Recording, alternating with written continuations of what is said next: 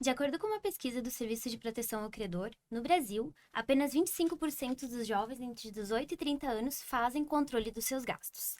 A pesquisa Ibope, do C6 Banks, também verificou uma grande disparidade de classe no que tange a noções básicas de educação financeira. Segundo essa pesquisa, 19% dos entrevistados da classe C tiveram primeiro contato com a educação financeira ainda na infância. Mas quando a gente olha para as classes A e B, esse percentual vai de 36% e 22%, respectivamente. É pensando nisso que a Elos organizou esse podcast. Hoje, a gente vai falar sobre como e por que começar a investir, por que investir em previdência e a importância da previdência para mulheres.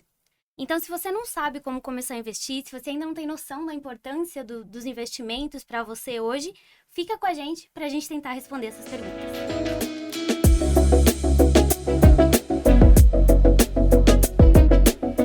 Olá, então dando início ao nosso podcast, eu gostaria primeiro de lembrar que a iniciativa dessa rodada de podcasts que a gente está realizando se dá devido à preocupação da Elos com a responsabilidade social corporativa e com os objetivos do desenvolvimento sustentável dentro da fundação.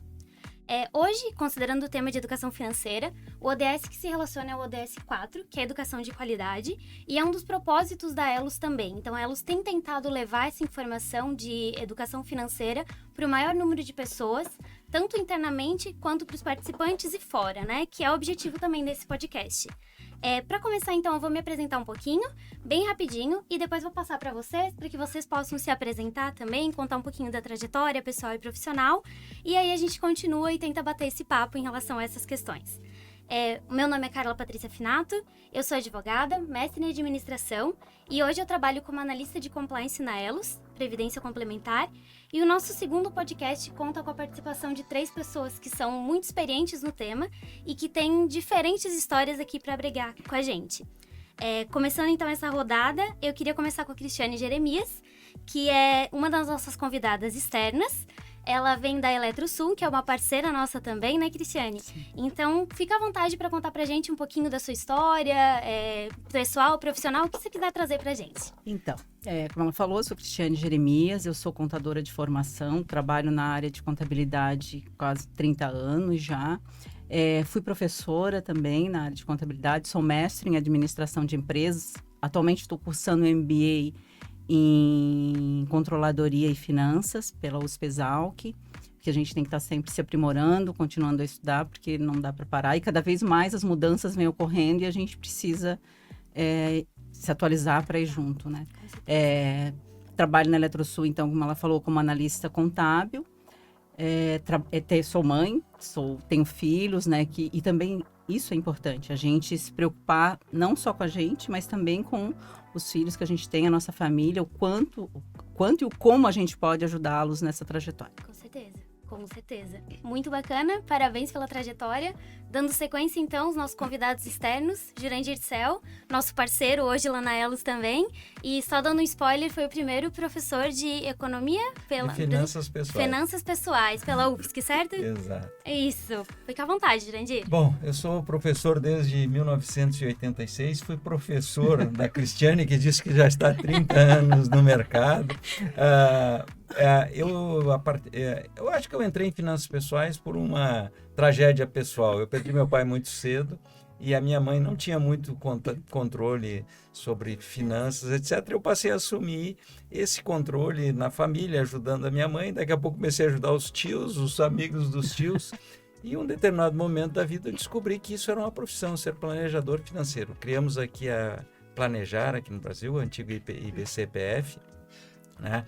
E fiz um doutorado na área de finanças comportamentais, depois fiz um pós-doutorado em psicologia cognitiva em Bruxelas, e desde 2003 eu tenho a disciplina de finanças pessoais na UFSC, que ela é uma disciplina aberta para alunos de todos os cursos da universidade. Eu sou bastante velho e tenho muita história aí pelo caminho. Muito bacana, não, sensacional. Com certeza, ficar falando a experiência, acho que tem muito para contar pra gente, né? A gente, quando vai ficando velho, o currículo vai crescendo, né? O bom é currículo sem nada, né? Imagina. Dando sequência também, por último, não menos importante, o Bruno Ribeiro, ele é nosso analista de investimentos na Elos. Tem cerca de 10 anos de experiência também no ramo de previdência, né, Bruno?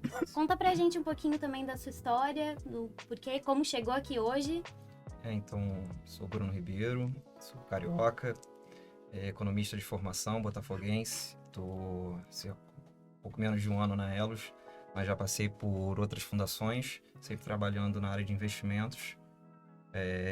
Passei já por fundação do BNH, do antigo BNH, da Casa da Moeda e mais recentemente da Light do Rio de Janeiro. Então, basicamente é a trajetória de análise e de apoio à política de investimentos e toda a área técnica no que cerne às decisões econômicas da fundação. Muito bacana, uma trajetória bastante ligada à previdência mesmo, né? Um assunto que a gente também vai tratar aqui. Bom, parabéns para todo mundo pela trajetória e muito obrigada pela participação aqui hoje. Eu sei que é difícil tentar encaixar na agenda, né? Um momento, a gente acabou decidindo fazer esse podcast meio rápido entre a gente decidir, montar e começar. Então, obrigada a todo mundo por estar aqui hoje mesmo. E vamos lá, né? Então, o nosso primeiro bloco ele é bem inicial. Como a gente viu, educação financeira e investimentos ainda são temas que são privilégios, não são para todo mundo, né? Nem todo mundo tem acesso a esse tipo de informação. Então, acho que nada mais justo do que a gente começar aqui com a importância, né? O porquê investir, qual é a importância de investir, por que a gente deveria falar sobre isso, também olhando dados, né? E tentando preparar aqui o podcast e dados para trazer para vocês. Eu vi uma pesquisa da Agência Brasil de 2022, que mostra que os principais motivos que levam os brasileiros e brasileiras a não investir são falta de conhecimento, falta de recurso e receio de perder dinheiro. Então eu queria começar, talvez, Jurandir, se pudesse trazer qual é a grande importância de investir hoje, assim, se você pudesse resumir o porquê que a gente deveria estar preocupado com esse tema. Bom, eu acho que antes de a gente pensar em investir, a gente precisa pensar em controle financeiro, a gente precisa controlar as finanças.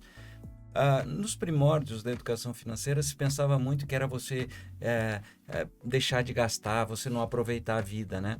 Eu sempre digo que controle financeiro não é para você gastar menos, é para você aprender a gastar melhor.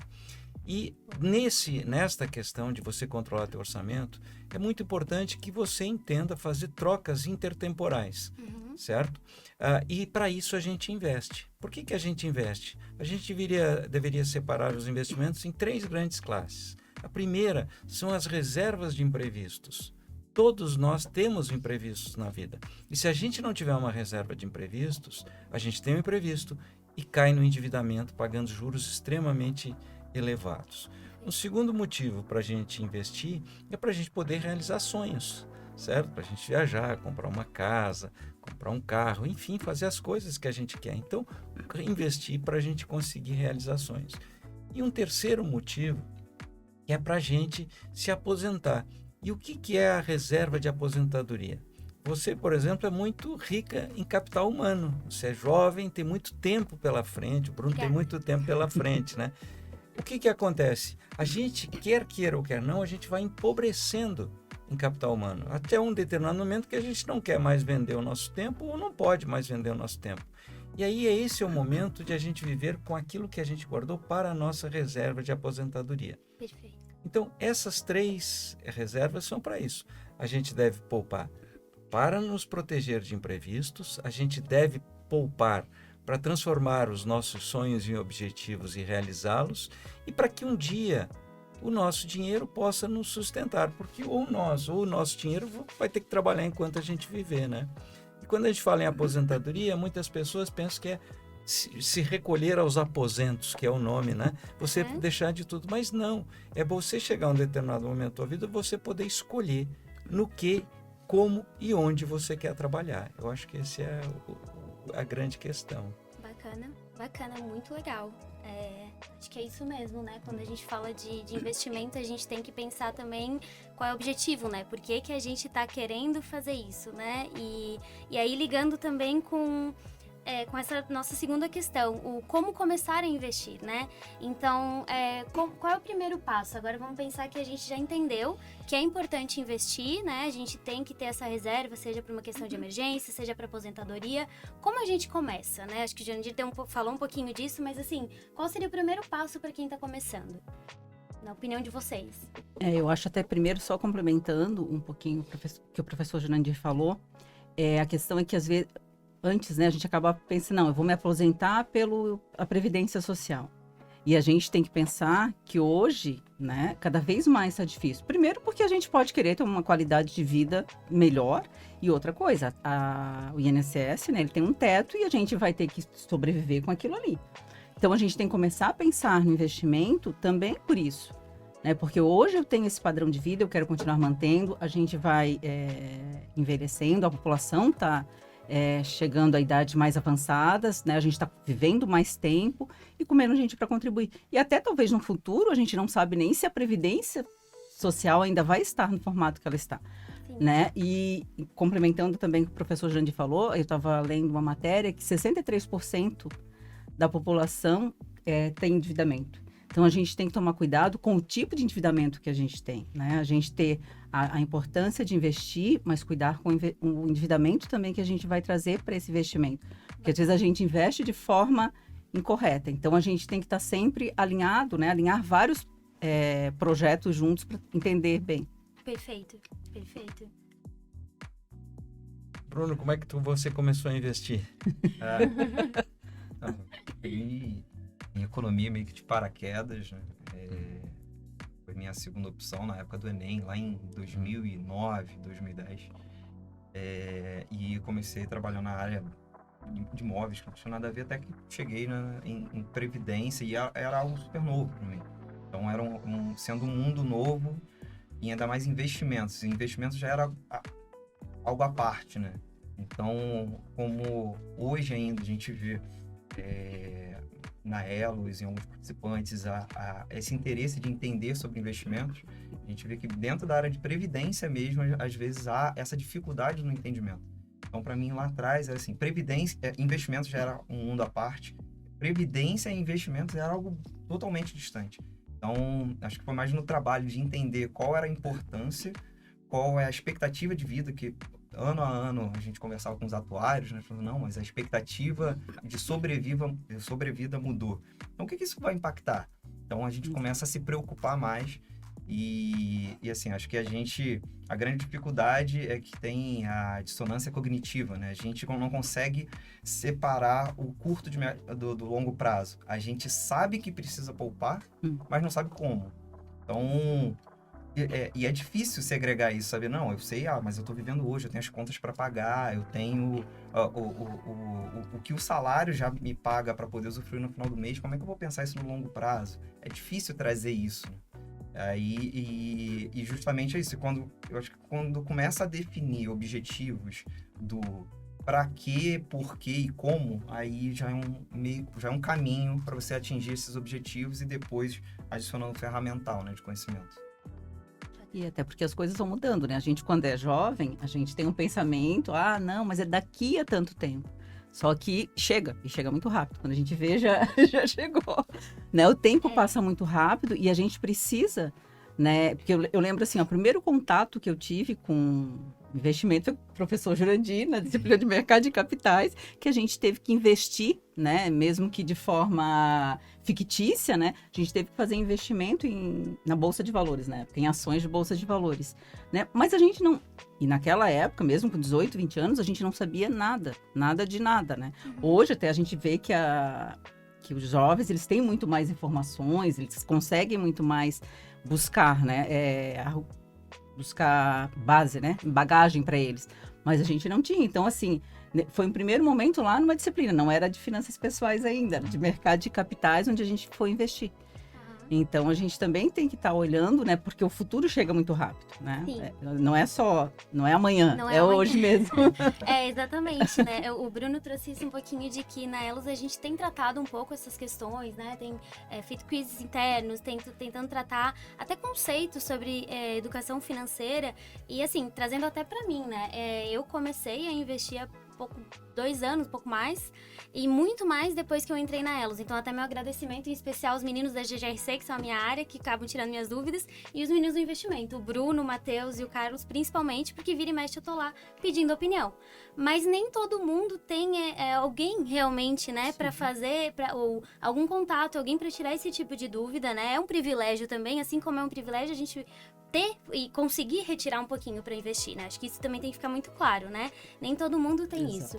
Então, assim, para começar, né? Realmente para pensar, hoje eu ganho X, eu quero tentar organizar meus gastos, eu não faço controle, eu não... Como essa pessoa poderia começar, assim? Né? Acho que tem algumas perguntas aqui, além dessa que eu selecionei, a gente fez também, mas eu acho que um primeiro passo no sentido de, não, eu vou pegar e eu vou colocar numa planilha tudo que eu gasto, eu vou ver o que é supérfluo ou não, eu vou... Qualquer coisa assim, talvez básica, mas que para quem tá começando faz diferença. Né? Então, assim, não sei se vocês teriam, sei que não é uma receita de bolo, sei que muda muito da realidade de cada um, mas o que vocês poderiam dar como talvez um passo a passo, assim, nesse sentido? Eu acho que assim, tudo depende do, como eu disse, o para quê, o porquê e como, né? Como é que você define os seus objetivos? Lógico, cada um tem um orçamento familiar, cada um sabe quanto consegue, tenta entender pelo menos o quanto conseguiria investir ou não. Acho que o principal... A maioria das pessoas que acabam criticando a poupança, mas a poupança pode ser uma porta de entrada. Ela rende menos do que a inflação, historicamente, mas ele já é um start para eles. Eu estou guardando dinheiro. Começar a guardar dinheiro, ter a consciência de que não é só reduzir a despesa, é o guardar, é você ter a conta. E a partir daí você vai para novos produtos. E qual é o seu objetivo? O que você quer? Você quer manter depois, na sua fase de aposentadoria, o mesmo padrão que você vive hoje? Então é sempre uma escolha. Definindo bem o objetivo e sabendo para o que você quer no futuro, eu acho que já é o start principal. Você se entender como consumidor, como hábito de vida, essa revisão de hábitos de vida, eu acho que faz, que fortalece essa necessidade do entendimento para o futuro. Até a questão de... Acho que a primeira coisa também a gente tem que começar no planejamento financeiro, né? O quanto eu ganho, o quanto eu preciso gastar, né, nas nossas despesas mensais, aí do dia a dia, a gente não tem como fugir, a gente tem as nossas despesas ali que não tem como fugir, a gente tem que pagar água, luz, telefone, etc. Né? O quanto desse dinheiro eu preciso ter para uma emergência, como o professor falou antes, né, do dinheiro que eu ganho hoje, quanto que eu preciso para alguma emergência e o quanto dele eu consigo investir. E no que investir e por que eu quero investir, para quando? Porque a gente vai ter planejamento, né, para o longo prazo, para nossa aposentadoria, mas a gente também tem o meio do caminho ali, as coisas que a gente deseja fazer, né, desde sonhos, desde quem tem filhos, quero ajudar meu filho a fazer isso, ou fazer aquilo. Então a gente tem que pensar desde isso, né, fazer um planejamento financeiro, quanto que eu consigo investir, quanto eu tenho disponibilidade. E às vezes também entrar na questão, né, às vezes a gente botar numa planilha, como ela falou, para tentar ver o que a gente consegue diminuir. E a gente consegue quando a gente faz um esforço. Consegue. Né? Principalmente quando a gente consegue visualizar, puxa, mas isso aqui não é tão necessário. Né? Eu tenho, mas não é, eu gasto com isso aqui, mas não é tão necessário assim. Ou, não, isso aqui é necessário, então eu vou ter que ter esse gasto. Né? Então, para a gente também, a gente tem que ter os objetivos bem definidos. Né? A gente vai fazer um planejamento financeiro, mas dentro desse planejamento, os meus objetivos bem definidos do que eu quero atingir. Seja em médio, curto ou longo prazo. Eu costumo dizer que a gente vive um Brasil muito desigual. Né? Nós temos uma sociedade extremamente injusta. Então, existe um Brasil que é um Brasil que está na linha da miséria. E para essas pessoas, o que é controle financeiro? É sobreviver. E essas pessoas precisam ter controle financeiro. Nós temos uma segunda camada, que são aquelas pessoas que o que é importante para elas? Ter uma reserva de imprevistos e pagar a previdência social, o INSS. É muito importante. O INSS é muito importante no Brasil. Por quê? Porque ele serve, além de uma possibilidade de aposentadoria, serve também como um seguro de acidentes pessoais, etc.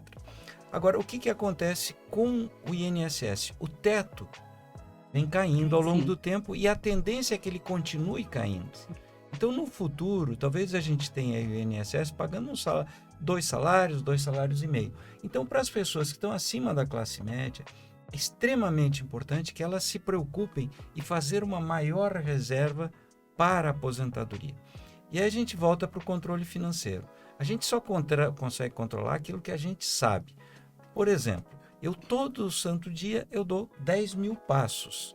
Hoje eu dei 4.739 passos, ainda faltam tantos até o final do dia. Sim. Eu preciso fazer isso. Então, o controle financeiro é você anotar quanto que entra todos os meses e depois que ele entrou, qual é o caminho que ele faz? E analisar cada gasto desse. Será que esse gasto é fundamental? Tem muitos que são. Será que esse gasto que não é fundamental, ele está melhorando minha vida? Né? Porque a gente trabalha para poder viver melhor. Então não é tirar todos os supérfluos da vida, que se tira o supérfluo fica muito chato. Então a gente olhar para isso, certo? E quando a gente faz uma reserva, por exemplo, uma reserva de imprevisto, certo? A gente pode pensar, mas eu tenho sorte, nada vai acontecer comigo. Mas você ganha mesmo que o imprevisto não ocorra. Por quê? Porque você dorme mais tranquilo, não é? Sim. E tem gente que diz assim, eu não penso no futuro. Não é possível. Todos nós pensamos muito no futuro porque nós temos um córtex pré-frontal que está sempre pensando em passado, né? predisposto a isso. Portanto, quando a gente consegue fazer uma reserva para o futuro, a gente tem também mais tranquilidade e paz de espírito. Então, controlar é para a gente não cometer o enorme desperdício de tentar gastar mais do que a gente ganha. Porque é possível gastar mais do que a gente ganha por um curto período de tempo.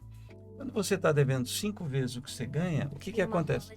O crédito acaba e aí você ou não paga e sai fora da brincadeira, certo? Ou você fica gastando com juros que não melhoram a tua vida. A gente pode, até o endividamento pode melhorar a nossa vida se a gente comprar uma casa própria, deixar de pagar aluguel, né? Eventualmente para estudo, certo? Para abrir um negócio. Mas tentar gastar mais do que ganha, o que vai acontecer? Nós vamos colocar uma despesa, certo? Completamente inútil, que é você ficar pagando esses juros. Então, as pessoas precisam aprender a ter o controle financeiro.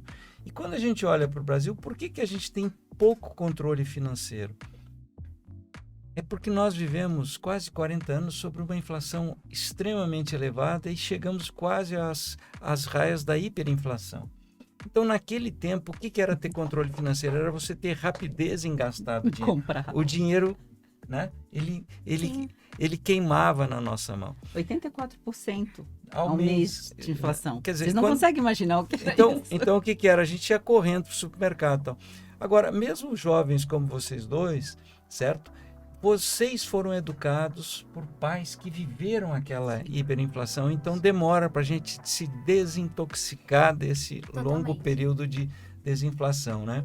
A gente tem coisas como pensar que comprar um carro é um investimento, porque o carro se desvalorizava menos que o dinheiro, né? Um imóvel, muitas vezes, né? Exato. Esse apego muito grande que o brasileiro tem por o imóvel, né? Ele é totalmente explicável pela racionalidade.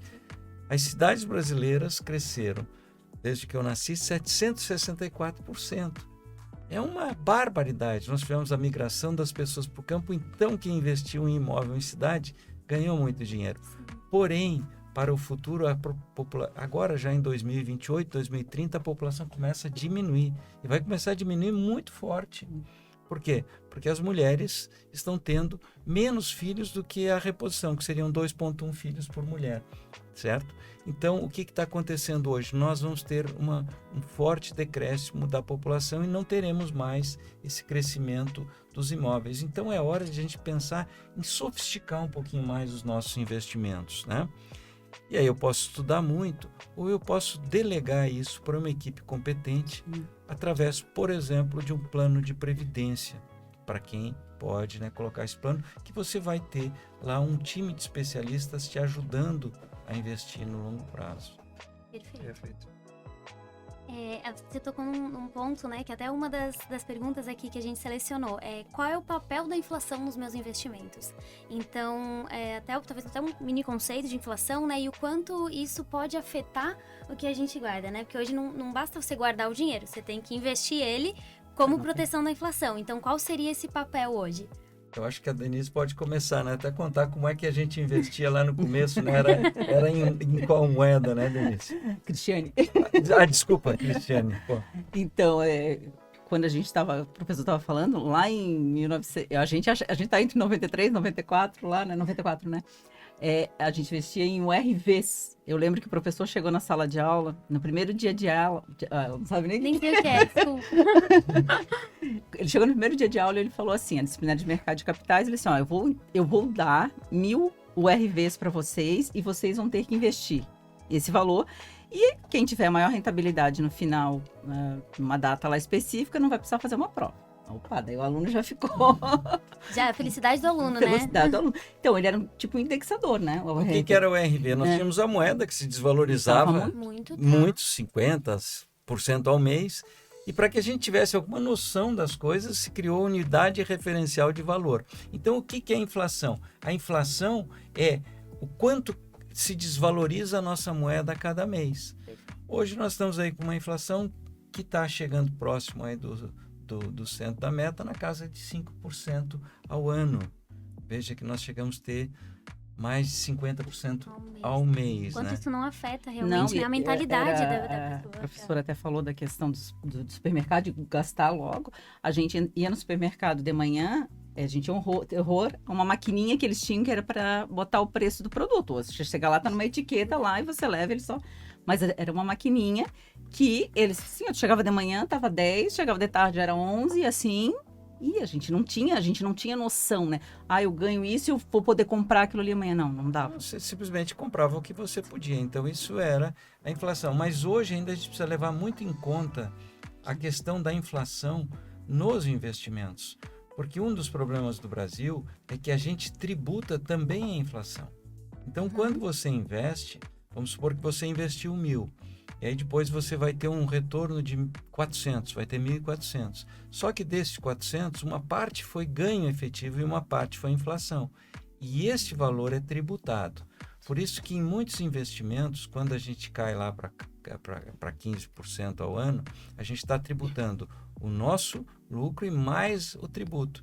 E aí vem a grande vantagem dos planos de previdência, porque eles podem ser taxados, se você ficar 10 anos, em apenas 10%. Exato. E isso causa um impacto muito grande no retorno sobre os nossos investimentos. Que é a tabela regressiva, né? Exatamente. De imposto. A tabela regressiva de imposto. Então, quanto mais tempo você deixar aplicado, mais você acaba ganhando depois. Reduzindo o imposto. Então, o que acontece, né? Aquele valor que você não está pagando de imposto, você está reinvestindo para você mesmo. E para quem ganha mais, que está nas faixas mais elevadas do imposto de renda, a tabela regressiva é muito importante, né? A gente tem várias opções, né? Então, assim, às vezes a gente não entende, a gente não sabe, mas é por isso que também tem as equipes, né? As especialistas nessa área. Aí entra o pessoal lá né? que vai dar suporte para quem precisa, e é extremamente importante, né? A gente não consegue ser tudo, e cada vez mais a gente está ficando especialista, né? Tanto é que antigamente a gente tinha um médico que era um clínico geral e a gente ia naquele lá, e hoje a gente tem um médico que é ortopedista, que trata só de mão, não sei o quê. Então, se a gente não consegue, né, a gente mesmo gerenciar, a gente tem que usar essas equipes, né, fazer o bom uso dessas equipes para que a gente possa ter a melhor rentabilidade. Claro, como o professor falou, né, a gente vive numa desigualdade no país, nem todo mundo consegue. Sim. Mas assim, a gente tem que pensar e assim, o que eu quero, e eu quero investir, o que eu quero ter uma previdência privada, qual a importância de eu ter uma previdência privada para mim, hoje, né? Para minha família, para os meus filhos, sim, né? Porque previdência privada também não é só aposentadoria, né? Não sei se tu vai falar depois, mas não é só aposentadoria, né? Sim, é uma série, né? E como a sociedade mudou, né?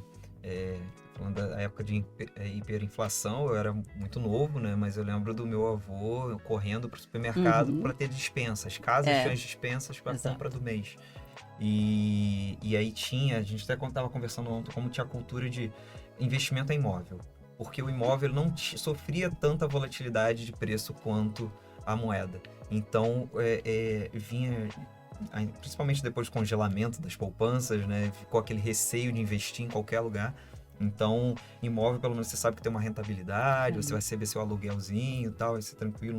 Na época não era tão indexado, né, como hoje todos os contratos. Então, eu lembro do meu avô conversando, meu avô não era muito instruído, mas ele conversava muito comigo mesmo pequeno, falando sobre essas coisas. Olha, meu dinheiro hoje deu para comprar o pão, amanhã talvez não dê. Porque, não, mas... E aí eu perguntava, não, mas por quê? E a casa? Não, a casa não muda de preço, não. A casa pode ficar tranquilo. E aí eu ficava assustado. Não, por que vai no mercado uma vez só, ficar carregando esse peso todo? Não, pra poder garantir a compra, não vai sofrer aquela oscilação de preço que amanhã poderia ser um preço diferente. A gente pegou tanta coisa, né? Era congelamento de carne, não tinha carne. Queria comprar. Helicóptero buscando boi no pasto. Exato, assim, eu às vezes converso com os meus filhos, eu falo, né, vocês não têm noção do quanto mudou, né, do que A gente passou Não, lá acho que atrás e não tem, Eu porque não falo por consegue. mim, eu não realmente não tem como. consigo pensar, né? Então, mas realmente o que você escuta, né? A gente tá falando ontem também, né, Bruno, em relação a gatilhos, né? O que você escuta, como que você cresceu ouvindo, você cria aquela mentalidade, né? Então, acho que talvez isso do que vocês vivenciaram, né? Que eu não era muito nova, enfim, não vivenciei, mas cria até muitas vezes, vejo pelos meus pais, por exemplo, talvez até um receio em banco, né? Exato. Uma falta de confiança no banco. Então, você deixar dinheiro numa corretora, ou num banco, ou num setor de previdência, ainda é um desafio, né, para muita gente, de confiança mesmo, né? Lembra Uma lá na herança, época do né? Collor? Isso. Uma herança que você, do discurso que você via quando pequeno, então aquilo fica, de certa forma, se você saber, as finanças comportamentais dizem que você acaba herdando as tendências dos seus pais, que você Sim. vai ouvindo como o que é mais seguro ou inseguro. Então, na época do Collor lá, que houve o confisco da poupança, né? Então, imagina os pais. Meu pai, eu lembro naquela época que entrou em desespero. Assim, não que tivesse muito, mas tinha alguma coisa. E, de repente, foi confiscado, né? E tinha determinado valor. Então, a gente veio com essa bagagem também. É importante, porque muitas pessoas... aquele trauma do Collor foi uma coisa completamente absurda, o que foi feito. Mas, se a gente entender... Toda a dívida pública, ela era rodada quase que diariamente. 96% da dívida estava expressa em obrigação reajustável do Tesouro Nacional, depois a OTN. Então, a dívida era como se fosse uma dívida, a dívida pública no cheque especial. Então, a dívida pública que nós temos hoje, ela está espalhada no tempo. Nós temos dívidas que só vão vencer lá em 2084, né? Então, são dívidas de longo prazo. Então, muitas pessoas, mas não tem o risco de congelamento? Não faz o menor sentido. E outra coisa importante é que a nossa dívida, ela é quase toda residual, o que nós temos de dívida interna em dólar. São alguns títulos antigos que não foram resgatados. Então, hoje nós temos uma previsibilidade, uma segurança que não tinha naquela época. Sim. Então, este trauma que fica, muita gente... E é importante entender que aquilo foi congelado, depois foi devolvido. Sim. Certo? Prejudicou muitas pessoas, foi terrível, eu mesmo fui muito prejudicado com aquilo tudo. Mas os jovens acabam escutando isso e eu fico com medo. Sim. Com medo de um fantasma... Que não tem mais. Que não tem mais, né? Certo? Perfeito.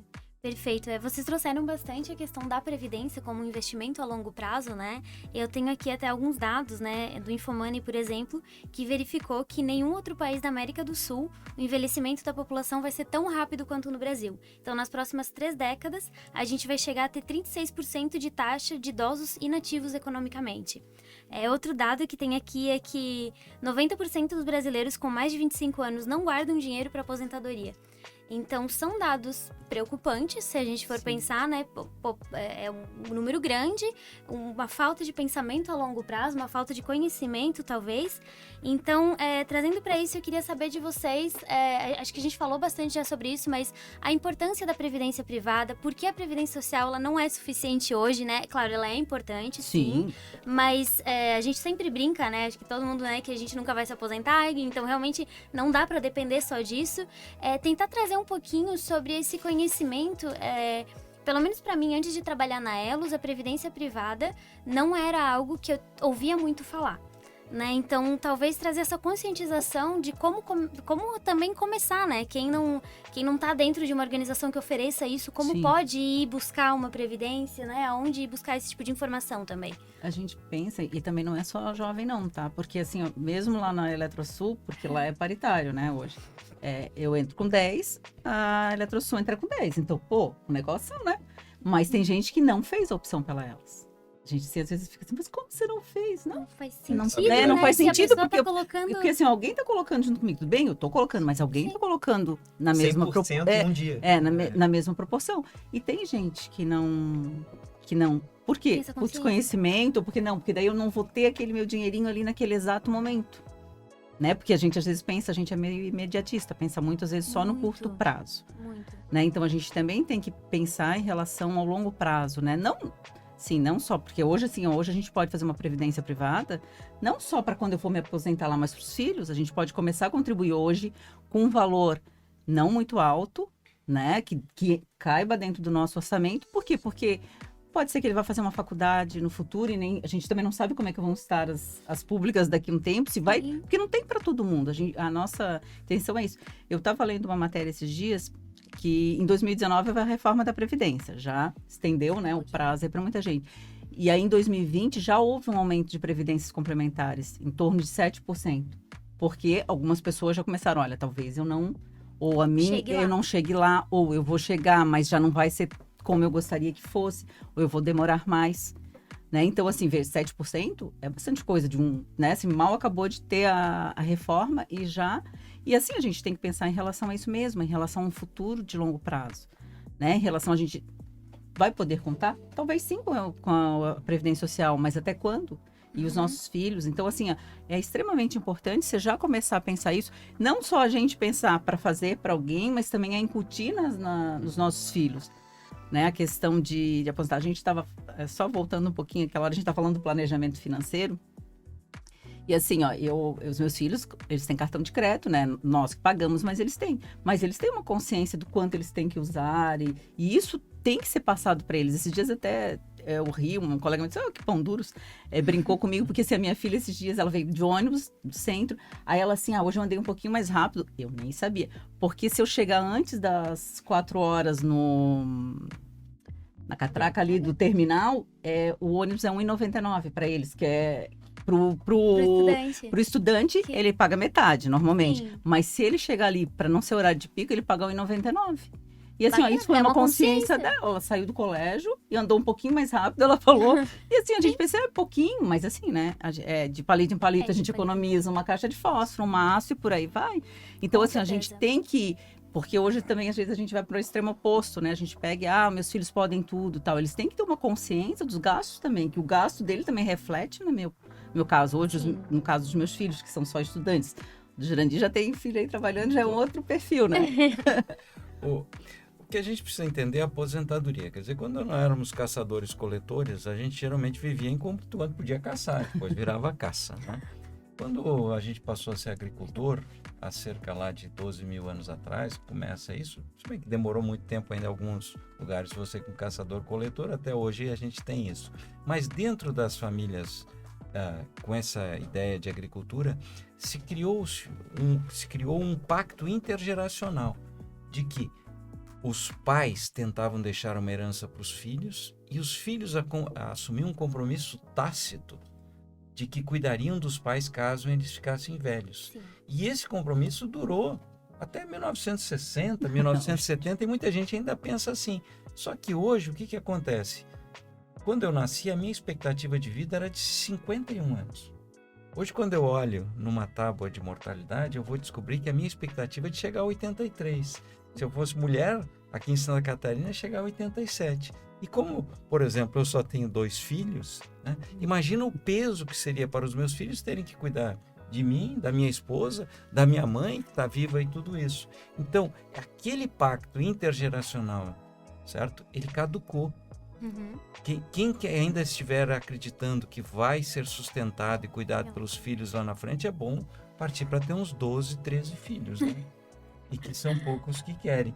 Então, o que Sim. acontece? Se você tem 2, para o futuro deles é extremamente importante que você se prepare Também. adequadamente para eles, né? Que você cuide, mas não cuide só do teu dinheiro, Sim. também da tua cabeça, do teu físico, dos teus relacionamentos, para você não ficar dependente dos filhos lá na frente. Exatamente. Porque mudou muito também. Antigamente, né?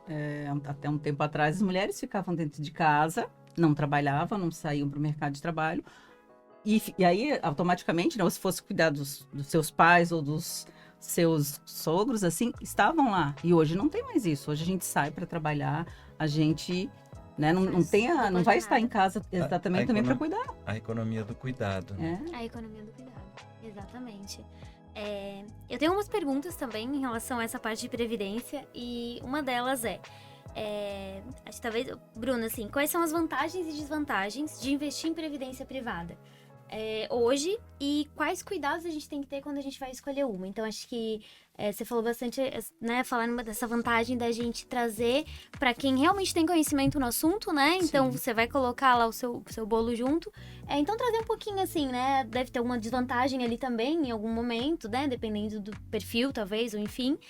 Trazer um pouquinho pra gente o que você considera hoje principais vantagens e desvantagens da previdência privada. Eu sou suspeito para falar, né? Eu sou um fã de previdência. Porque dentro da previdência você tem perfis de investimento em que você, principalmente dentro das características, né, das previdências abertas e lá na fechada a gente tem nos planos de contribuição definida, né? Então você tem o perfil de alocação dado o seu nível de risco. Então eu consigo entrar em vários tipos de ativos diferentes, várias classes, de renda fixa, renda variável, que a pessoa física não consegue. Ela não consegue administrar tanto conhecimento, é difícil. E você tem uma equipe inteira somente para administrar os seus recursos, isso fica mais fácil. A pessoa que vai te explicar, olha, eu estou colocando dentro de renda fixa, tem renda fixa ativa, tem renda fixa crédito privado, tem IMA que vai aplicar nos títulos indexados à inflação. Então, ele faz uma cesta, ele faz uma composição dentro do seu nível de risco. E fora tem o benefício tributário, né? Porque você consegue abater até 12%, né, do seu imposto de renda. Nas abertas você tem o VGBL, que apesar de você não abater do imposto de renda, você na hora de pagar a tributação é somente sobre os rendimentos, não sobre patrimônio total. Volta. VGBL seria? Então, vamos lá. VGBL. Tá. VGBL. Tá. Você consegue deduzir até 12% da sua base de cálculo. Perfeito. Tá. Tá. A partir do imposto de renda. Perfeito. A partir dos 12%, você tem a opção do VGBL, que é uma opção que também você continua investindo, tudo mais, só que você não tem a vantagem tributária, porém, na hora do resgate, na hora que você for receber o benefício, ele vai incidir apenas sobre o rendimento acumulado e não sobre o patrimônio total. Tá. Então, o PGBL rende sobre no final lá é sobre o patrimônio total. E assim, voltando um pouco sobre o INSS, apesar de todas as críticas, tem que entender a importância dele como um todo, porque é uma renda vitalícia. Certo. Enquanto você está vivendo, você está recebendo. E se for parar para calcular o quanto você deveria acumular para ter uma renda vitalícia, e se for botar na ponta do lápis, você não receberia o tanto que o INSS paga. Tá. Se você, dada a nova expectativa de vida. Ontem à noite eu estava dando uma olhada no IBGE e vi que até o último, acho que foi de censo demográfico de 2021, a expectativa até 88 anos. Em 1940 era até 45 anos. Na média. Então, olha quanto aumentou da expectativa de vida. A gente teve uma reforma em 2019. Provavelmente vai ter uma nova reforma, porque aumentou a expectativa de vida, apesar da gente ter passado por uma pandemia.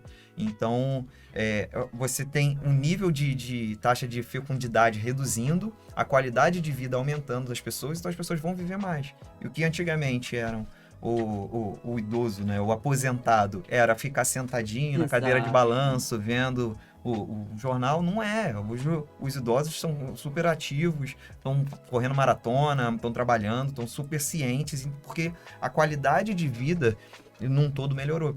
Então, isso necessita de ter uma reserva melhor, uma reserva qualitativa, né? Então, uma reserva que seja rentabilizada para que você, além do INSS, você possa ter um patrimônio que vá complementar a qualidade de vida que você quer ter lá na frente. Agora, é importante a gente considerar algumas coisas, né? Os fundos de investimentos no Brasil têm uma coisa terrível para o investidor que chama come-cotas, né? Que são cobrança antecipada do imposto de renda 2 vezes por ano, que as previdências não têm. Agora, existe um problema com a previdência, que nós tivemos muitas previdências e temos ainda previdências que são vendidas lá nas agências dos bancos, com taxas de administração muito elevadas e com uma gestão não tão boa assim. Então, há necessidade de saber escolher bem qual a previdência que você vai escolher. E tem muita gente que diz, olha, a previdência paga a taxa, eu posso ganhar mais se eu não pagar essa taxa. Talvez, se você for um super especialista em finanças, se você dedicar tremendamente para você gerir por conta própria, talvez tu consiga ganhar um pouquinho mais do que aquilo que a Previdência coloca. Porém, certo? Com um risco muito mais elevado, e para você ganhar as vantagens tributárias da Previdência, olha, é muito difícil, é muito difícil. Portanto, se você escolhe um bom plano de Previdência, certo? E se você tem uma coisa fundamental, disciplina para investir ao longo de muito tempo, certo? Se a gente olhar, por exemplo, o risco da Bolsa de Valores, investir agora e tirar dentro de 5, 10, 15, 20 anos, ele é muito elevado. Mas se você investir durante 30 anos lentamente e desinvestir durante 20, o risco é prático. Nós não temos nenhum período desde 68, quando a gente tem o Ibovespa, que alguém que tivesse investido, por exemplo, durante 16 anos e desinvestido durante 8, que alguém tenha perdido dinheiro na Bolsa. Então, ter um plano de previdência, principalmente para pessoas mais jovens e pessoas mais afeitas ao risco, com uma participação em renda variável mais elevada, por exemplo, do que alguém mais velho. E Né? isso que o professor falou também, a gente às vezes tem que tomar um cuidado, porque às vezes assim, a gente investe, né? Não quero porque eu não quero pagar a taxa, não sei o quê, né? Dada todas as informações que o professor falou, mas também às vezes a gente está com aquele dinheiro e às vezes surge alguma coisa, eu pego e me desfaço daquele valor que eu estava guardando para o meu futuro. Né? Então, assim, quando você está já com outras pessoas investindo para você e tal, isso aí é mais difícil acontecer. Mas não, eu tô lá com o dinheiro, investi lá, fiz um plano de previdência, é o meu plano que eu fiz, e chega depois eu pego e vou lá, não, mas agora surgiu uma oportunidade, vou comprar um carro. E eu vou lá e tiro aquilo lá. Né? Então, todo aquele trabalho que eu fiz até o momento foi... Então, quando a gente tem claro, a primeira coisa, e hoje a gente tem muita informação, felizmente, né? Hoje a gente consegue, então é buscar uma boa previdência privada, né? Hoje a gente tem N possibilidades de informações ali, então a gente pode buscar com muito mais facilidade. Perfeito. Né? Claro, para também a gente não investir em uma previdência privada, está chegando agora, está dando uma taxa, uma rentabilidade alta, uma taxa administrativa baixa, mas que pode... às vezes está assumindo riscos muito grandes. Mas assim, eu acho que a tendência também que as taxas administrativas, até pela concorrência, daqui a pouco vão acabar até reduzindo um pouco em função, né, da concorrência que está tendo. Por quê? Porque daí você vai ganhar de outras formas ali. A gente vai ter, né, muito mais pessoas engajadas entrando no... E determinação também, né? Sim. Pra todo mês tirar aquele dinheirinho, né? Tentar garantir isso, no né? meu caso, hoje que eu tenho a previdência lá, já é fácil, né? Porque ele já sai direto. Direto. Né? Então, por isso é importante também que as próprias empresas de previdência privada vejam isso. Né? Uma forma, sei lá, né? Como às vezes no banco, que a gente, né? Que nem sempre tá tão bom. Mas assim, o banco já diz, eu já pego... tantos por cento, R$100 por mês ali já vai para a tua previdência privada. Sim. Né? Então, as outras previdências que não estão ali diretamente num banco, ou no caso com empresas, como a Elos tem lá com a gente, mas que tem até a título de ideias, né? Para o futuro, de buscar essas informações, como que eu consigo, para ter uma fidelidade mesmo. Perfeito. Né? Perfeito. Bom, acho que a gente passou bastante já. Vou parar um pouquinho para dar tempo para vocês tomarem uma água, um cafezinho primeiro. E aí a gente volta para o nosso último bloco, que é investimento e previdência para as mulheres. E para a gente explicar também por que a gente trouxe isso para um bloco em específico. Porque tem uma razão ali da gente ter separado. Tá? Então, até daqui a pouquinho.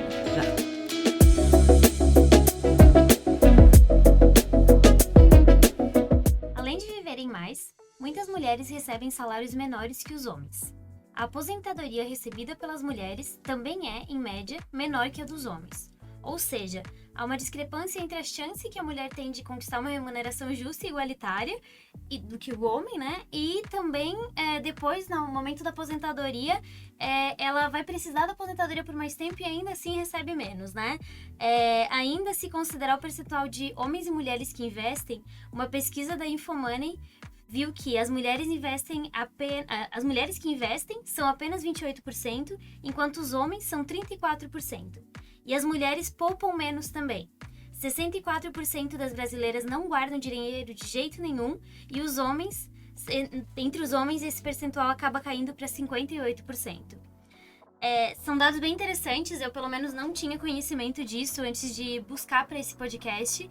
A questão da igualdade salarial, sim, até nosso último podcast foi relacionado a isso, nosso último podcast e primeiro da série de podcasts, né? Foi relacionado aos desafios da mulher no mundo corporativo, então a gente trouxe bastante essa desigualdade salarial, que até a gente estava conversando antes, né, Cristiane, que já melhorou, acho que muito, sim, mas a gente tem ainda uma grande jornada, né, para chegar numa remuneração igualitária e, como a gente viu aqui, para também chegar numa aposentadoria igualitária, de certa forma, né? Então, eu queria talvez entender de vocês quais motivos vocês acham que corroboram para isso acontecer, né, para talvez essa falta de conhecimento, não sei se é o certo eu falar isso, mas essa falta de conhecimento maior entre as mulheres do que os homens, ou essa falta de vontade, talvez, enfim, de maiores barreiras para começar esses investimentos, né?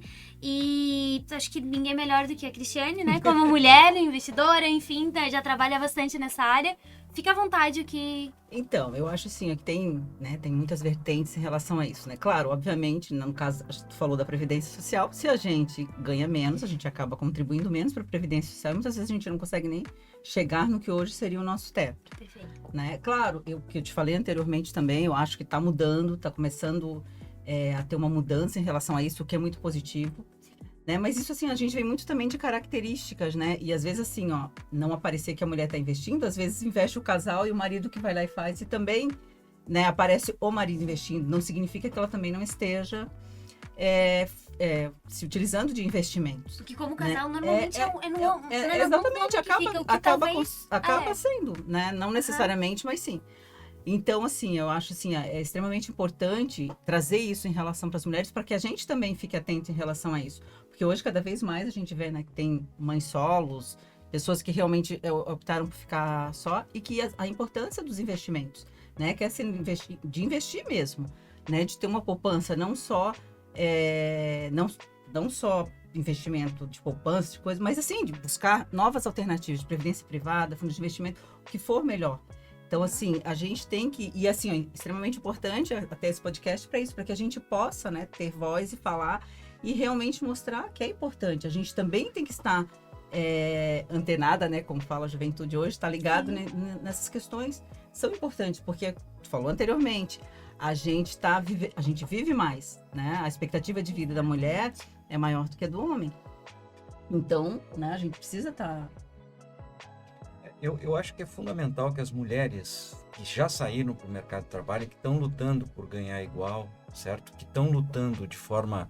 Já são maioria, por exemplo, na universidade. Mas existe... A mulher precisa de mais dinheiro do que o homem. Por quê? Porque vocês vivem mais. Por exemplo, se pegar um homem e uma mulher de 60 anos... que vive em Santa Catarina, a expectativa de vida da mulher é de chegar a 93,4 anos. Como as mulheres acabam, pela média do IBGE, casando com homens mais velhos, existe uma chance muito grande, né, de a mulher viver algum tempo sozinha. Se a gente olhar, por exemplo, no Tesouro Direto, a gente vai descobrir que apenas 25% dos investidores são mulheres. Na Bolsa, pior ainda. Eu já participei de uma pesquisa com um grande banco e a gente partiu para estudar executivas que ganhavam muito mais do que os maridos, e a gente descobriu que grande parte dos investimentos destas executivas estavam sendo feitas no nome dos maridos. Por que as mulheres investem menos do que os maridos? Existe um medo de perder que é geralmente relatado pelas mulheres, né? Ela diz assim, poxa, eu vou perder, né? E a gente sabe que no mercado financeiro sempre existe o ganhar e perder. E muitas vezes ela tem medo de ser culpada pelo investimento. Porém, as mulheres que investem, o retorno, por exemplo, das mulheres que são gestoras acaba sendo até maior do que os gestores homens. Então, é muito importante que as mulheres assumam o controle financeiro, certo, de suas vidas, e que aprendam a investir. Minha avó, ela dizia assim, não adianta o homem ganhar dinheiro de balde que a mulher com uma colherinha pode botar tudo fora. Ela estava certa lá no passado. Sim. Hoje nós temos nas famílias, a maior parte das famílias, homem e mulher ganhando dinheiro juntos. Se tem 2 atacantes, nós precisamos ter 2 defensores. Então é fundamental, certo, que as mulheres assumam o protagonismo dos investimentos. Eu acho que isso é fundamental. E também, quando acontecem as separações, exceto casos raros, a maior parte das mulheres sai muito mal dos casamentos. Então, eu venho falando isso para as minhas alunas há muitos anos. Mulheres, vocês precisam investir. Investir é coisa de mulher. Agora, a gente não pode esquecer que há pouco tempo atrás o mercado financeiro era só masculino, certo? A mulher que entrava dentro tinha que ser muito forte porque era trucidada num ambiente extremamente machista, né? Sim. Então eu acho que as mulheres não é evidente que tem o de ganhar menos, né? Evidente que tem a economia do cuidado. Muitas vezes a mulher acaba deixando de lado a sua carreira no nascimento dos filhos e no futuro para cuidar de pai, mãe, etc. Geralmente está lá a mulher. Então, as mulheres precisam, né, assumir esse protagonismo dos investimentos. Perfeito. Para as mulheres que nos escutam aqui, certo? Se por acaso os investimentos estão feitos no nome do teu marido, é hora de você rever essa situação, né? Ou pelo menos entender, né, também. Saber o que está sendo investido. Porque eu acho que, eu pelo menos conheço pessoas que muitas vezes nem têm conhecimento. Realmente fica nas mãos do marido e ele investe e a mulher sequer sabe onde está sendo investido. E aquela coisa assim, ó, assina aí. Muitas vezes a Isso. mulher... você não vai assinar, você não confia em mim, certo?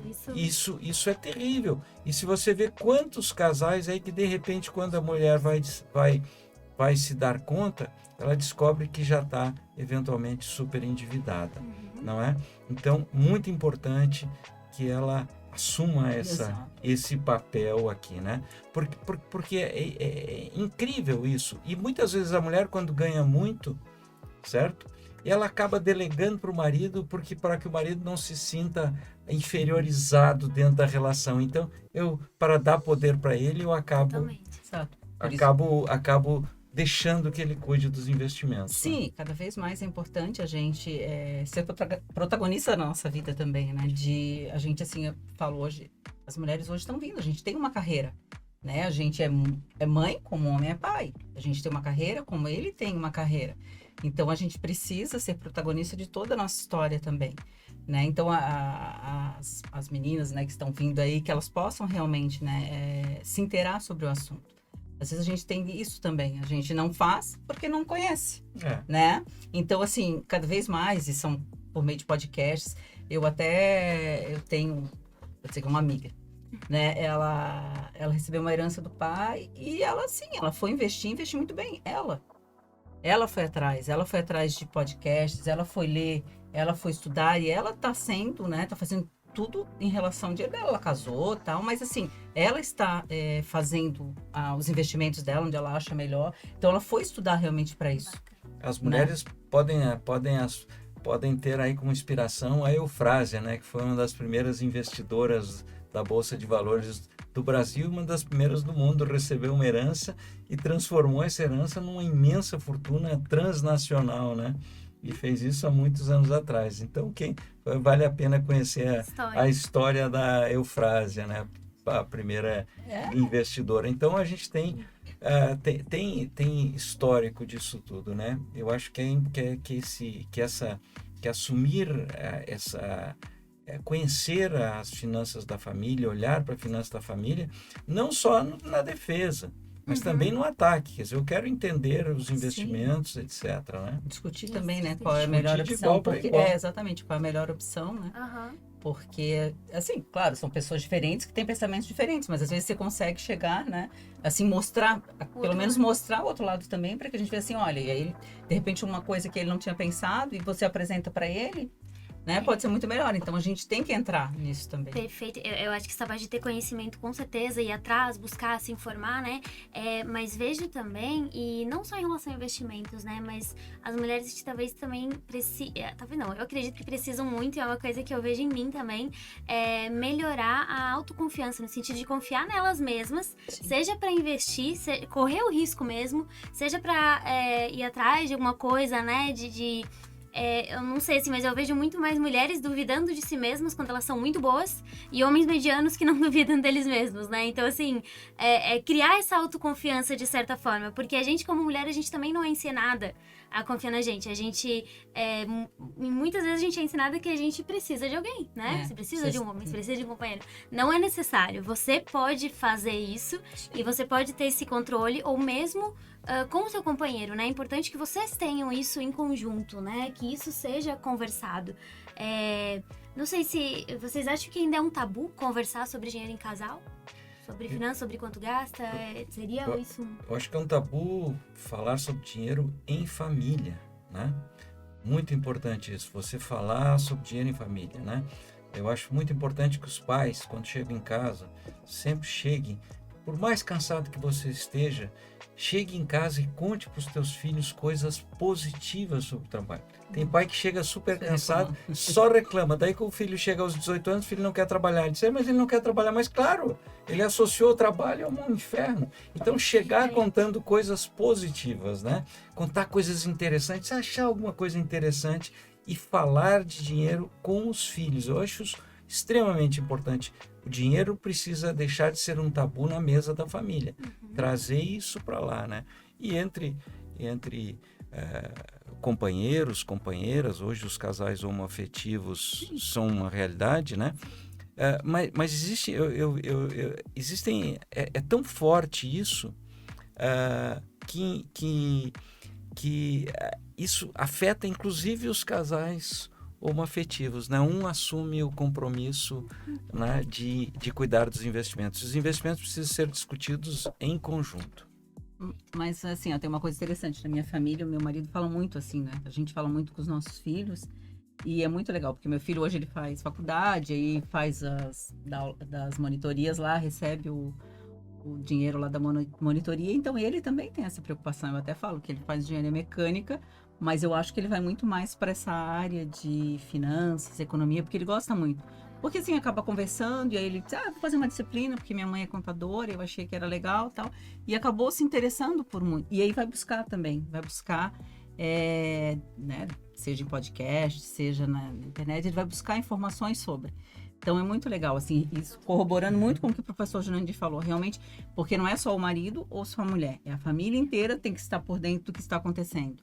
Às vezes até meu marido fala assim, porque amanhã ou depois eu e tua mãe não estamos mais aqui. Sim. E a gente, vocês não sabem nem o que tem, sim, porque hoje, né, a gente está hoje aqui, tipo, às vezes, meu marido, o meu sogro faleceu, a minha sogra era muitos anos atrás, acho que foi 1970, e o meu marido conta até hoje, que quando o pai dele faleceu, a mãe dele não conhecia nada dos negócios do pai dele, tanto que os sócios na época tentaram, né, meio que levar vantagem sobre ela, né? Isso aconteceu comigo, quer dizer, minha mãe ficou viúva aos 27 anos, meu pai era empresário, etc. Ela nunca tinha sequer assinado um cheque, mas felizmente ela não se acomodou, virou o jogo e também. Então eu acho, e por isso eu sempre pensei muito nisso, né? Quando tive uma filha, eu disse, poxa, eu quero ter uma filha que seja valente, uma filha e hoje é empresária. E vocês precisam entender uma coisa, segundo James Volpel, né, que foi o maior demógrafo, né, o diretor do Max Planck, que infelizmente faleceu ano passado, a metade das mulheres alemãs que nasceram pós-1970 vão chegar aos 100 anos. E se você olhar a pirâmide etária catarinense, ela é muito mais semelhante à pirâmide alemã do que à pirâmide brasileira. Então, vocês todas aqui, até inclusive da nossa audiência, né, vocês vão chegar aos 100, né? Então, tem uma chance muito grande de chegar aos 100 anos, né? E uma outra coisa que talvez seja muito apropriado seja mudar esse costume de vocês casarem com homens mais velhos. Talvez seja a ideia vocês casarem com meninos mais jovens, porque vivem mais, então tem esse lado, né? Vou começar a pensar nisso também, né? Tudo é estratégico. Mas eu acho que assim, o bom também, a gente fala assim, mas assim, eu já vejo, porque eu tenho sobrinhas, né? Tenho sobrinhos, e eu já vejo também o quanto isso aos poucos está mudando. Né? Eu tenho sobrinha hoje que é empresária e que trabalha, e assim, por ela, não teve ninguém, assim, não foi porque ela tem um marido, ela até casou depois de montar o negócio dela. Então, assim, ó, isso é importante, né? E até agora, uma das minhas sobrinhas está grávida, ela falou, já estou pensando no investimento também pro meu pequeno, né, já estou pensando assim, né? Então, assim, ó, ela mesma até, ela mesma já vai atrás, eu vou ver o que eu quero investir, onde é que eu vou investir, né? Tanto na empresa dela, quanto nos outros tipos de investimento, né? Então, assim, eu acho que, felizmente, né, está, mesmo que não seja tanto que a gente gostaria, mas aos poucos já está mudando também essa... É evidente, quando a gente está falando isso, nós não estamos generalizando, Não, porque tem muitas mulheres que estão efetivamente, mas a gente está falando de média, né? Então, na média, é muito importante, né, que as mulheres percam medo de errar, porque errar faz parte do mercado financeiro, né? Você perder um pouco isso, né?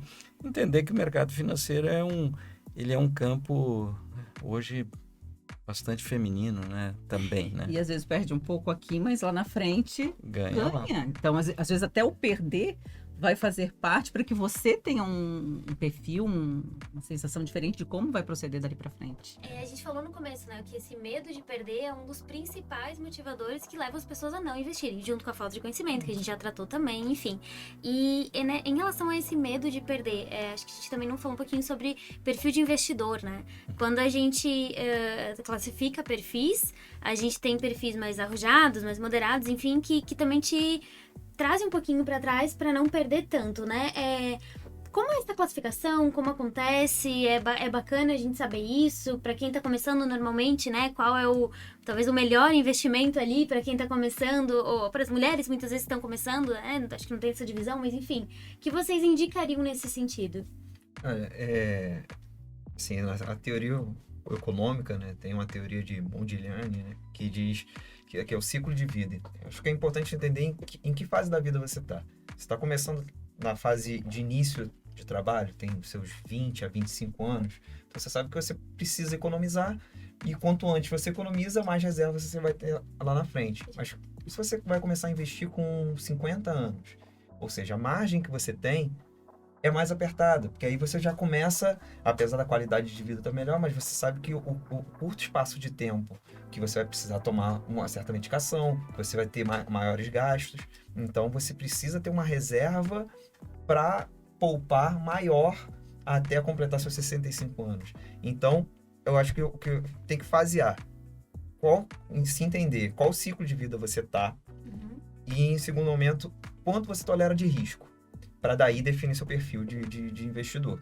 Olha, porque as pessoas, quando vão escolher investimentos, eles a tendência é ir pelo maior retorno, mas não está preparado para tolerar risco. Então, por mais que tenha o teste lá, existe o teste Suitability, que vai avaliar qual o seu perfil de investidor, as pessoas podem não concordar e ir tendenciosa ao agressivo, né? E às vezes ela não é. Às vezes ela acha que porque ela respondeu que conhece sobre mercado de ações, sobre renda variável, quando acontece, ela vai se sentir incomodada. Então, é como ela se sentiria se do dia para a noite ela perdesse 20% do seu patrimônio. Autoconhecimento mesmo. Assim. Exatamente. Eu sou essa pessoa que eu vou colocar aqui um pouquinho nesse investimento, eu vou ficar olhando todo dia se subiu ou diminuiu, né? Porque tem isso também, né? Muitas vezes você não pode ficar ali todo dia porque você se desespera, né? Dependendo de onde você colocou, se perdeu um pouquinho, se aumentou um pouquinho, você já começa a achar, opa, ganhei muito. A Bolsa de Valores, se você pegar o Ibovespa, você vai descobrir que em 49,9% dos dias ela caiu, 49,8% dos dias ela caiu, 50,1% ela subiu e 0,1% ela ficou estável. Se você ficar olhando todo dia, você vai virar um psicótico maníaco depressivo. Sim. Então, como é que eu vou entender risco, né? Como é que eu devo começar os meus investimentos? É começar. E começar com pouco. E começar o quanto antes. Então, hoje, as corretoras online hoje permitem que você abra uma conta sem nenhum custo. Então, como fazer? Vai lá, compra um primeiro título público. Compra umzinho ou uma fração, hoje R$30. Só compre ali para você poder ver o que acontece ali. Compre algumas ações. Entre num plano de previdência. Hoje, com muito pouco, você consegue. Coloque um pouquinho cada um. E aí você vai aprender.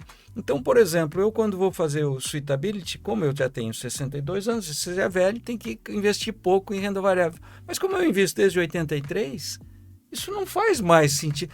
Caiu 30, caiu 20, eu já me acostumei com isso. Então, quanto antes você começar a investir, entender os investimentos, né? Então, como começar? Comece com pouco.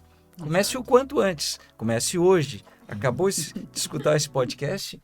Vai lá, abra uma conta, entre num plano de previdência, compre algumas ações, certo? Eu acho que é isso, é uma forma simples. Muita gente diz, mas está caro ou está barato? Existe a famosa eficiência dos mercados, né? Existem milhares de profissionais que estão trabalhando 11, 12, 13 horas por dia para trazer os preços para o valor justo. Então, para um investidor iniciante, pouco importa, né, ele gastar tempo investindo, porque a eficiência dos mercados, ou seja, se tiver uma ação barata, os profissionais vão tentar comprar e ela vai subir. Se tiver cara, eles vão tentar vender e vai, não é? Então, quando eu olho os preços, geralmente eles estão num preço justo. Então, começar rápido, né? Eu acho que isso é importante, né, Bruno? As pessoas têm essa coisa, mas como que eu vou começar? E muito importante entender que tem muita gente aí falando de ser trader, né?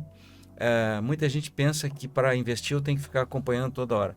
Grande parte dos traders, as pessoas que querem ficar ganhando dinheiro na compra e venda, perdem dinheiro. São raríssimos aqueles que conseguem ganhar e não ganham muito, né? Então, esqueça essa ideia de que você vai ser o trader de sucesso, né? O mercado financeiro, ele é muito duro. Se tem uma coisa que eu aprendi em mais de 40 anos de investimentos, é que o mercado é bem mais inteligente do que eu, né?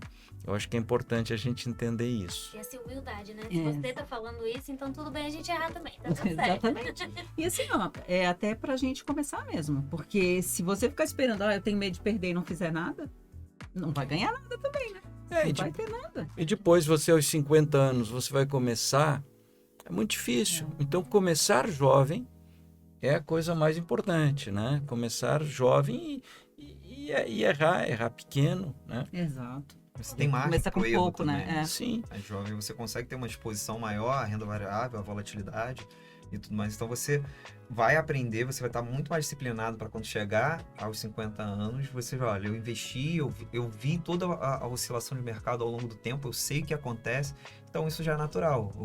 E o quanto eu estou preparado para... Já, no início ele pode ter sofrido com volatilidade, dada aquela ansiedade, aquela angústia, mas hoje ele já entende, não, é natural do mercado, o mercado é cíclico. Então vão passar por fases de alta rentabilidade, mas vai passar por fases de baixa, né? Você vai perder dinheiro.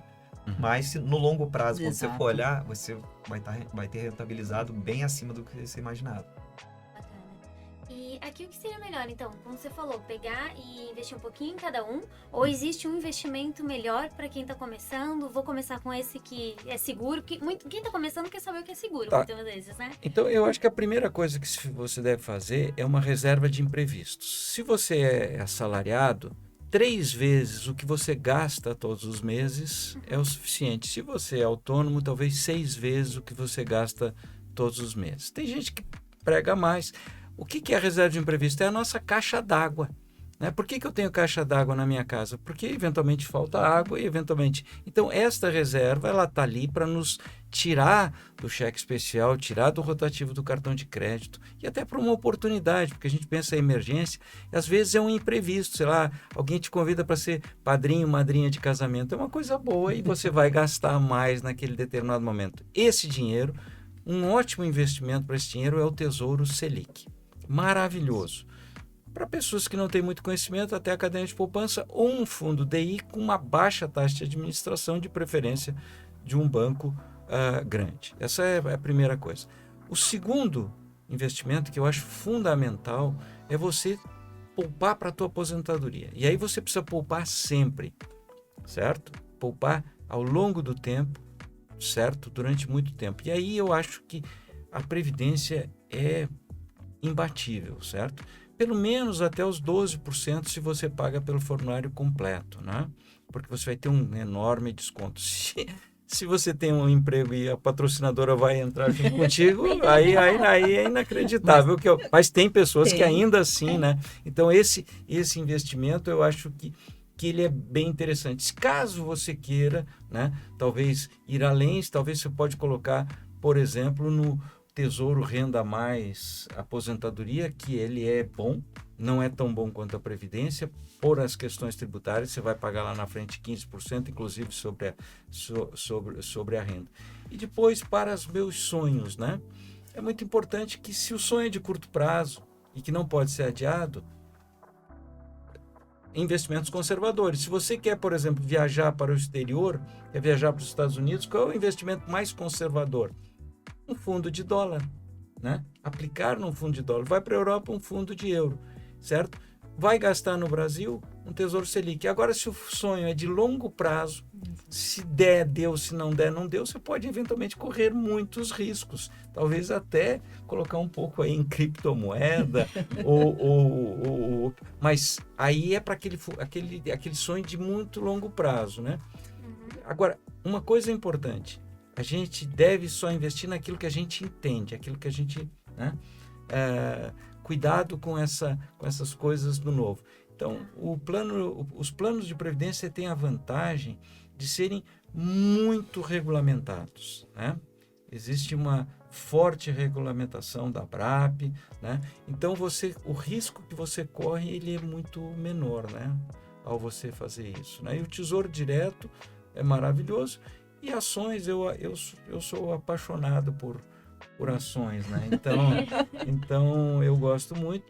Nem todo mundo tem esse perfil, mas se você quer começar em ações, uma ótima alternativa são os ETFs. E nós temos o PIBB11, o PIB11, que investe nas 50 maiores empresas do Brasil, ponderadas pelo seu valor de mercado, né? Então, é um investimento simples que você consegue fazer com menos de R$200. E hoje as corretoras são abertas, né? Então, compre um pouquinho, comece, né? Comece, né? Você não vai aprender a andar de bicicleta saindo de cima do Morro da Lagoa. Começa no plano. E aí, um dia, você acaba... Ótimos exemplos, assim, de produtos para investimentos. Acho que poderia complementar o passo anterior, né? Saber agora que eu tenho dinheiro, como é que vai ser investido nesses produtos, mas num passo atrás, definindo o seu orçamento, né? Como eu consigo investir mais, se eu preciso guardar dinheiro, entender quais são os seus gatilhos, como é que você separa a sua visão de curto para longo prazo. Lógico, você define objetivos, né, de curto, médio e longo prazo, você entende que você precisa ter uma aposentadoria mais confortável, você quer realizar sonhos, porém, o que você pode fazer nesse momento? Você pode estruturar quais são as suas despesas. Você consegue complementar sua renda no hoje? Você vai fazer um plano de previdência para ter um complemento de renda lá no futuro. Mas e hoje? O que você consegue fazer? Você vende a sua hora, se você é assalariado, mas você pode complementar isso de alguma forma? Você pode dar aula, você pode complementar com costura, enfim, com qualquer trabalho que complemente aquela renda. E as despesas, pelo lado das despesas, qual é o seu gatilho? Você precisa de um carro novo? Você precisa de roupas novas? Você precisa estar andando na moda? Talvez não. Talvez você, se o seu pensamento de longo prazo for bem definido, você disciplina aquele dia, você, consequentemente, você entende, não preciso dessa quantidade. E essa quantidade é suficiente para mim no hoje, eu consigo viver bem no hoje. Então, o resto eu vou destinar ao meu pensamento futuro. E por isso que eu acho a importância da gente trazer isso para os nossos filhos também. Né? Porque é fácil a gente gastar o dinheiro do pai, né? É fácil ter um cartão de crédito lá e gastar, mas você tem que disciplinar ele para isso.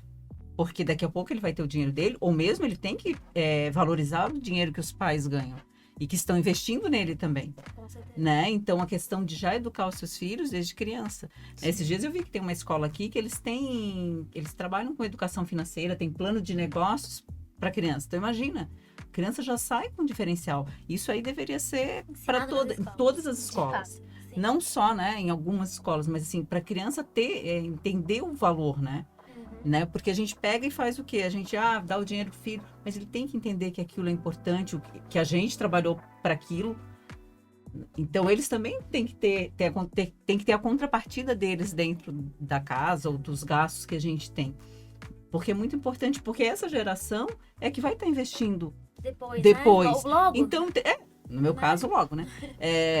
Até meu filho, acho que já investe um pouco. Então, para que eles tenham essa consciência da importância de se investir, né? E hoje, assim, hoje é mais fácil, assim, se tá novo, você tem a tendência é que você consiga correr mais riscos, né? Tenha menos medo de correr tantos riscos. Então, vai investir em ações, vai investir no que for mais importante. E também já pensar numa previdência privada. Se você tem uma parte do seu rendimento que você consegue, mesmo você sendo jovem, e isso é importante, mesmo não, principalmente se você é jovem, para que você pense lá no futuro também. Então, uma parte também deve ser extremamente guardada para isso. Então, pensar em previdências privadas e lembrar, procurem boas empresas de previdências privadas. Isso aí é extremamente importante para que a gente não caia, né, em golpes que a gente tem aí em todas as áreas. Então, a importância de também ver, olha, aquela empresa é idônea e eu vou investir ali. Mas a taxa de administração dela é um pouquinho maior. Não, mas veja a idoneidade dela, porque que adianta você investir numa que tem uma taxa um pouco menor e depois você acabar perdendo. Agora, é importante também dos pais, você falou, meu filho investe. E a filha? A filha ainda não ganha o dinheiro dela. Mas é importante que se faça, porque já foi feita sim. uma pesquisa que os pais, quando investem mais para os meninos do que para as meninas. Não. Chega a ser chocante isso, né? Nossa. Então, os pais precisam também trazer as suas filhas mulheres para falar sobre para isso, né? falar sobre esse assunto, né? A gente trazer esse assunto ali. Não, sim, mas neste caso aqui, é que o Eu meu tô filho, ele tem... brincando. Não, Eu eu sei. já é mais velho, né? Não, ele recebe o dinheiro dele lá nas monitorias que ele faz ali na universidade. Ela ainda não, mas eu acho que ela tem bastante consciência pelo que a gente vem trabalhando já com ela também. Até que eu falei lá, né, que ela andou mais rapidinho para pegar o ônibus, que era um pouquinho mais barato. Independente de ser eu que fui lá e dei dinheiro para ela colocar no cartão, sabe? Então já começa a ter uma consciência do preservar, do gastar menos para depois eu poder investir. Eu acho que isso aí já é um ponto de partida. Mas lá em casa a gente pensa nos dois e trata os dois da mesma forma. Muito bacana. Eu acho que a gente conseguiu, assim, dar vazão para grande parte dos assuntos que eu tinha anotado, pelo menos. É claro que a gente teria muito mais para falar sobre isso, só essa parcela de pais e como a gente pode educar os filhos para isso, né? Já seria um outro podcast.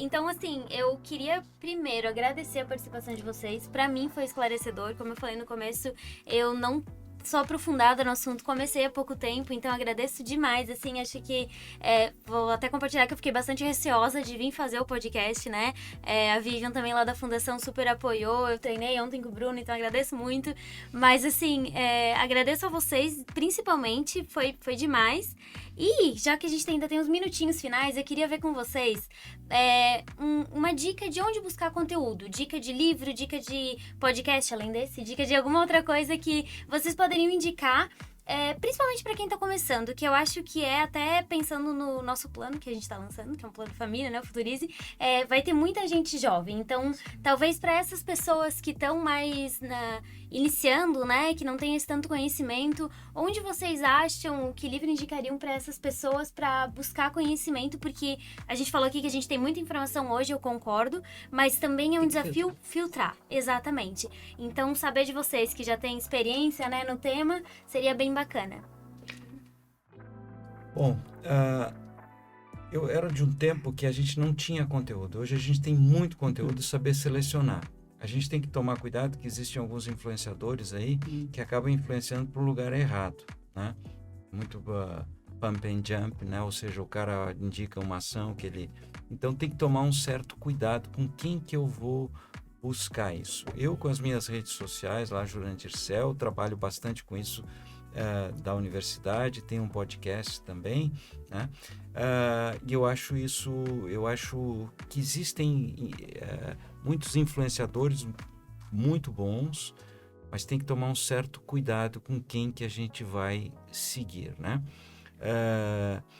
Você falou de dica de livro, tenho até medo de estar pegando o Bruno, mas eu acho que o Morgan Housel, Psicologia Financeira, ele é excelente.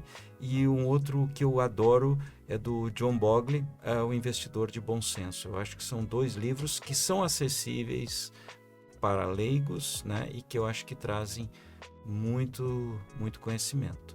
Bacana. Bacana. Realmente a psicologia financeira é o que o Bruno vai me emprestar agora, né? Tá até aqui na mesa que ele trouxe. Eu trouxe ele, né, pra te emprestar, assim, eu indicaria o outro, né, que eu trouxe, que eu tô finalizando, que é a Cabeça do Investidor, que é da professora Vera Rita. Isso. Ferreira de Mello. Isso. Ela é psicóloga e ela fala justamente quais são os gatilhos, o antes da tomada de decisão. E em complemento, ela vai muito de um outro escritor que eu gosto, que é o Dan Ariely, que ele tem um livro chamado Previsivelmente Irracional. Então, as tomadas de decisões que a gente tem, a gente acha que está tomando a melhor decisão, mas na verdade não está. Porque as escolhas não são racionais. Nós temos heranças dos nossos pais, no nosso cotidiano, no nosso histórico, e isso vai influenciar na nossa tomada de decisão. Sim. Então, a partir do momento que você tem essa consciência, ela traz isso de uma maneira bem didática e o Daniel ali de uma forma mais técnica. Então, acho que são as duas indicações que eu teria. Bacana. Eu acho que a gente também tem que pensar, assim, como tu falou, muitos jovens vão estar escutando. E se eles estão na universidade, tem a disciplina de finanças pessoais lá do professor Jurandir, porque assim, faz parte da minha história a aula dele. Tanto que eu nunca esqueci o formato da aula dele, como foi. Então, isso é muito importante. Você falou do workshop também, né, que fizeram, e isso grava mesmo, né? E ficou, gente, são quase 30 anos, né? 30 anos mais ou menos por aí. Mas, assim, é importante também, porque às vezes você está fazendo um curso, né? Eu não estou fazendo na área de economia, não estou fazendo na área de contabilidade, mas qualquer curso que você está fazendo dentro da universidade, você deve ir atrás, buscar as disciplinas também com professores, buscar dentro deles lá qual né, que está trabalhando nessa área para te ajudar também. Né? Então, isso é muito importante. A gente, né, fala dos livros e tal, mas também tem dentro da nossa própria academia, a gente tem muitos professores aí que trabalham. Com certeza, com certeza. Perfeito, gente. Eu acho que era isso. Muito obrigada novamente pela participação. Eu sei que é difícil encaixar na agenda de vocês, que é super corrida. Então, a gente agradece em nome da Elos também a participação de cada um de vocês. E a gente termina por aqui o nosso segundo podcast. Obrigado. Obrigada. Foi ótimo.